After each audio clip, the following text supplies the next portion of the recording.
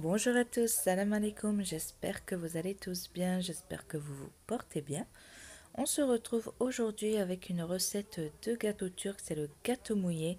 Vraiment une tuerie, très très bon. Si vous n'avez jamais goûté, je vous conseille vraiment de le refaire.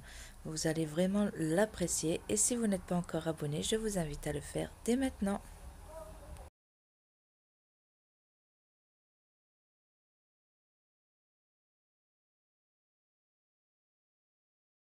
Je commence à mettre les œufs ainsi que une pincée de sel.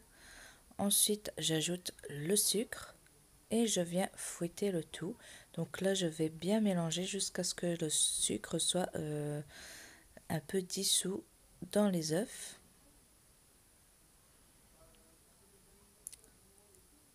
Ensuite, je vais venir y ajouter de la vanille. Donc moi, j'ai pris de la vanille liquide, je mets une cuillère à soupe. Vous pouvez remplacer par un sachet de sucre vanillé ou alors de la vanille en poudre. Je mélange. Ensuite, je viens ajouter l'huile. Donc là, j'ai pris de l'huile de tournesol. Ensuite, j'ajoute le lait et je viens bien mélanger encore une fois. Ensuite, je vais ajouter le cacao amer. Donc là, il est tamisé pour mieux l'incorporer et ne pas avoir de grumeaux.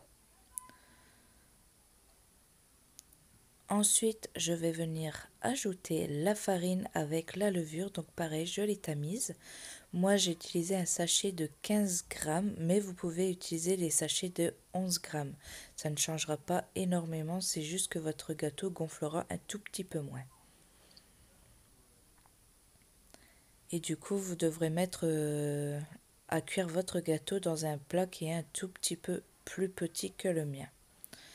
Donc là, je mélange. Et comme vous pouvez voir, la farine s'incorpore très très bien, sans grumeaux en plus, vu qu'on a tamisé. Ensuite, je viens prendre un plat qui va au four, un moule, et je viens verser la pâte à l'intérieur. Donc moi, j'ai mis un papier cuisson au fond du moule pour pas que mon gâteau accroche par la suite. Sinon, vous pouvez prendre un moule anti-adhésif et vous mettez juste du beurre. Donc j'ai utilisé un moule de 23,5 cm sur 30,5 cm. Donc là ensuite je vais le mettre au four à 180 degrés pendant 20 à 25 minutes.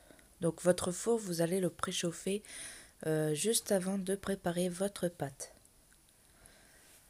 Et pendant que le gâteau est au four, nous allons préparer la sauce au chocolat. Donc là, je viens mettre le lait, le sucre, l'huile également. Ensuite, je vais mettre le cacao. Donc cette fois, je ne le tamise pas vu que ça va être dans un liquide chaud par la suite. Je viens mettre également du chocolat noir. Donc là, j'avais fait un mélange de chocolat à 75% et 52%. Ensuite, je mets sur le feu et je vais mélanger donc de temps à autre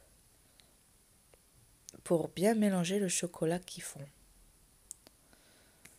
Ensuite, une fois que votre casserole arrive à ébullition,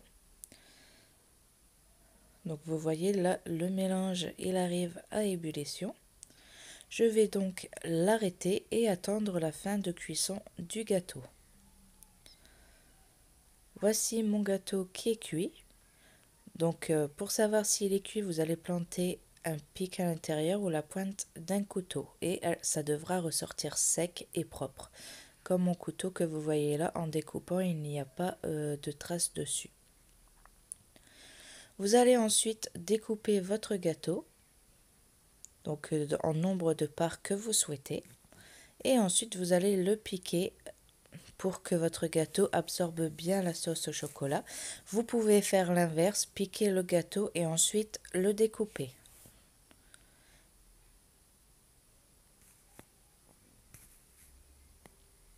Donc ensuite, je viens verser la sauce au chocolat. Donc comme vous voyez, la sauce, elle est encore bien chaude. et le gâteau vient de sortir du four. Donc pas besoin de faire refroidir l'un ou l'autre. Comme ça, votre gâteau absorbera bien la sauce au chocolat et ensuite je laisse reposer 1 heure.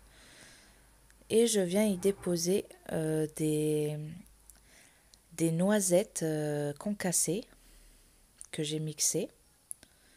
Vous pouvez également mettre des amandes ou de la pistache à la place, encore de la noix de coco ou des noix. Pourquoi pas un petit cerneau de noix sur chaque part. Ensuite, je redécoupe les parts. Donc ça, vous pouvez le faire également juste avant d'ajouter les noisettes concassées.